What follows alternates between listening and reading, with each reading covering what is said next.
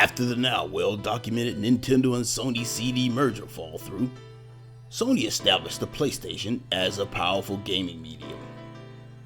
Realizing that the future belonged to CD-based gaming, many game developers who had worked solely for Nintendo consoles began to switch gears.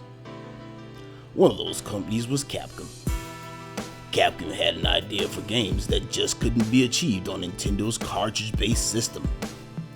One of those ideas was to invent a game that aimed not only to immerse the gamer in deep story, but also, ultimately, set out to scare the pants off anyone who would dare play it. The game in question was known in Japan as Biohazard, but to America, and eventually the world, it will be known simply as Resident Evil. Welcome to Old School Roots, where we dissect retro games and gaming subjects. A show that's half fact, half nostalgia, and all gaming. Join us as we take a trip back to the golden era of gaming. This is Old School Roots. The forest zone situated in northwest Raccoon City, where we are searching for the helicopter of our compatriots, Bravo Team, who disappeared during the middle of their mission. Haven't found it yet? No, not yet, Brad. Bizarre murder cases have recently occurred in Raccoon City. There are outlandish reports of families being attacked by a group of about 10 people. Victims were apparently eaten. Resident Evil, originally released in Japan as Biohazard for the Sony PlayStation on 22 March 1996. It is a survival video game developed by Capcom. Resident Evil was released to American audiences in March of 1996 and sold for $49.99 USD. The Resident Evil series introduces series mainstays Chris Redfield and Jill Valentine as members of an elite task force known as STARS. At the start of the game, players select one of the two as they investigate the disappearance of their fellow team members on the outskirts of Raccoon City and become trapped in an old mansion infested with zombies. The game begins on July 24th, 1998, somewhat directly after the events of a prequel game, Resident Evil Zero. Alpha Team locates Bravo Team's helicopter, but there are no signs of survivors.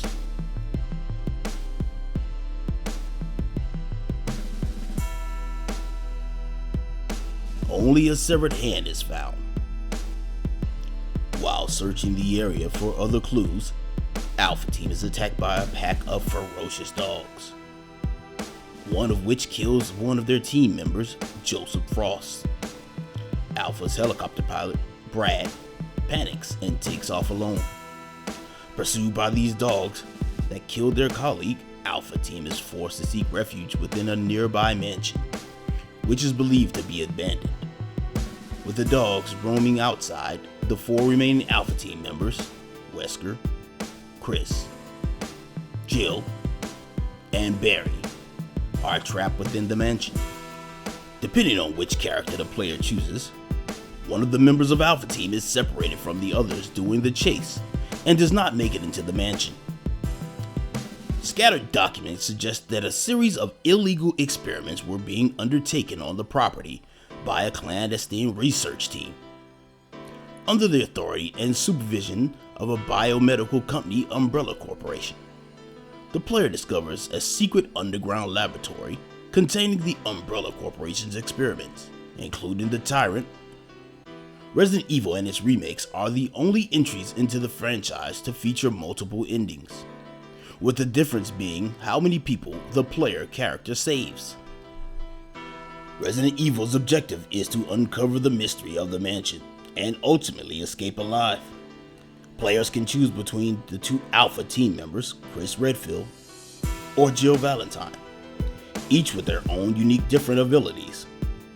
Jill has more firepower and possesses a lockpick that enables her to access areas and all items easily, as well as the inventory large enough to hold up to 8 items, while Chris has limited firepower, but is the most durable in terms of taking damage from enemies, and a smaller inventory that can hold only 6 items.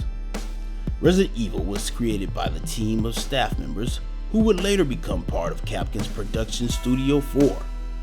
The inspiration for Resident Evil was the earlier Capcom horror game, Sweet Home. Shinji Mikami was initially commissioned to make a game set in the haunted mansion like Sweet Home, which Resident Evil was originally intended to be a remake of. Upon Resident Evil's release, many gamers had never seen a game of its kind, even with games like Sweet Home and Alone in the Dark already existing. The power of advertising was strong for games like Resident Evil, Final Fantasy VII, and Metal Gear Solid.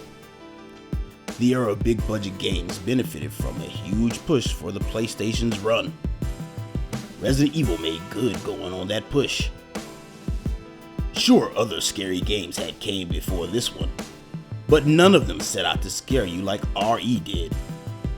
Few who have played the game will forget the iconic moment of discovering the first zombie and encountering him feasting on a dead teammate's body. Filled with cheap scares that were effective at the time, gamers kept coming back for more. The gore level of RE was also turned up, as you could not get this level of mature gaming on any other system at the time. Resident Evil set the trend for its sequels by having you choose from 2 playable characters, with later games even being co-op. In this respect, the player would experience things parallel to the other character, so what happened in one playthrough would be slightly different in a subsequent playthrough. On top of that, throw in a really menacing boss and multiple endings, and you had the makings of an instant classic. For its time, the graphics were considered cutting edge, but the sound was recognized as campy right off the bat. Oh, Barry! That was too close. You were almost a Jill sandwich. You're right. With many gamers making fun of the voice acting even to this day. All things considered, years later, the RE franchise is still one of Capcom's top sellers. To another game, Sweet Home. It has not only found its own mark, but created a genre all its own.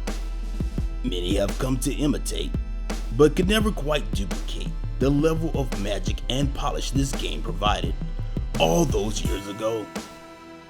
If there is one thing you can be certain of, it's that Capcom will try and maintain a permanent residence for this evil series of games for a long time.